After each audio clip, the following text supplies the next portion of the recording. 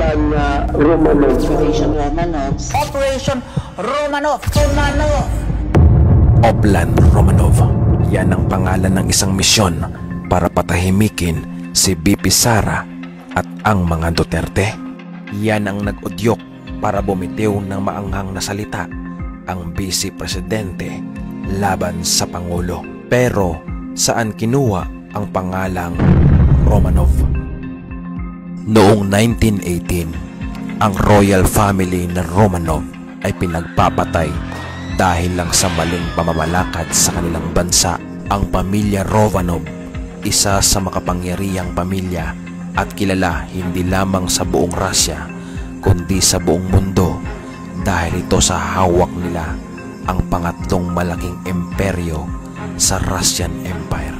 Si Nikolai Alexandrovich Romanov II, na kilala bilang Nicholas II, ay maagang naupo sa pagiging hari dahil sa kanyang ama na namatay ng maaga na si Alexander III.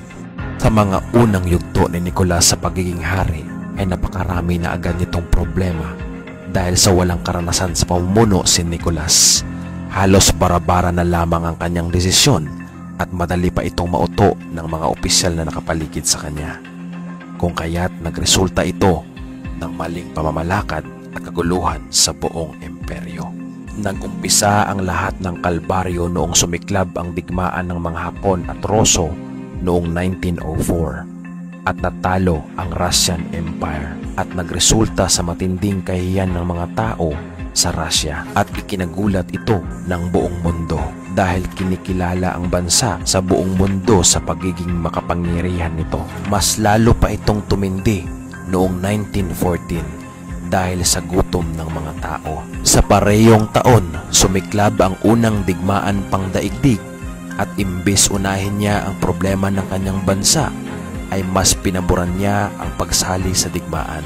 Habang may digmaan, biglang umalis si Nicholas sa pamamahala at pansamantalang itong pinalitan ng kanyang asawa na si Alexandra na wala namang alam sa pakipagdigma at maraming nagutom na sundalo.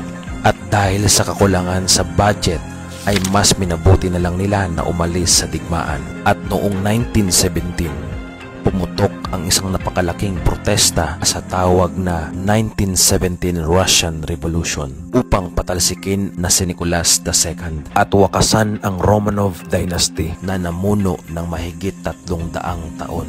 At nagdesisyon si Nicholas na bumaba sa pagiging hari ng Russia dahil sa desisyon ni Nicholas na uwi ito sa isang power vacuum, ang pag-aagawan ng kapangyarihan ng iba't ibang mga partido.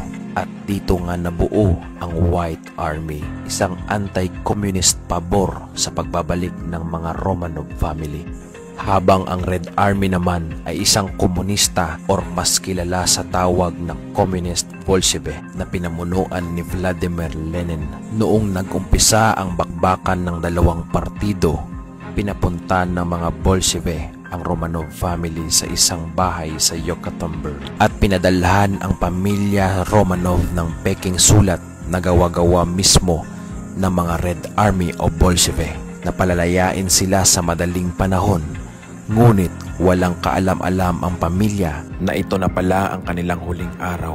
Habang naghihintay ang mga Romanov sa kanilang paglaya, papalapit naman ang White Army upang i-rescue ang buong pamilya. At ito ang paraan para pabagsakin ang Red Army. At ito ang kinakatakutan ni Lenin na leader ng Red Army. Kaya't gumawa ito ng isang desisyon na makapagbabago ng kanilang kasaysayan, ay ang patayin ang bawat membro ng Romanov family. Kaya July 16, 1918, pinababa si Nicholas kasama ang kanyang pamilya at mga katulong sa basement ng bahay. Kunwari, kukunan sila ng litrato ng buong pamilya. Habang naghihintay sila, may pumasok na isang lalaki. Sumunod pumasok ang mga sundalo ng Bolshevik at bago pa magsalita si Nicholas ay walang habas nito pinagbabaril hanggat sa wala ng matirang buhay sa kanila.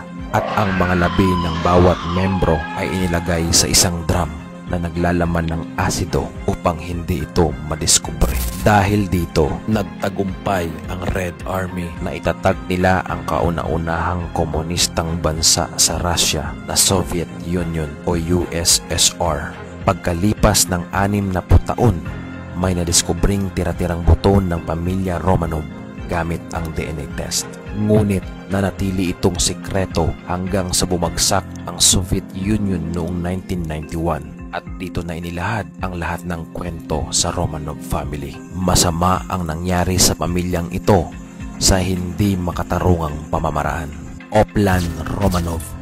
Kung totoo kaya ito, ang tingin ba sa mga Duterte ay isang mga Romanov?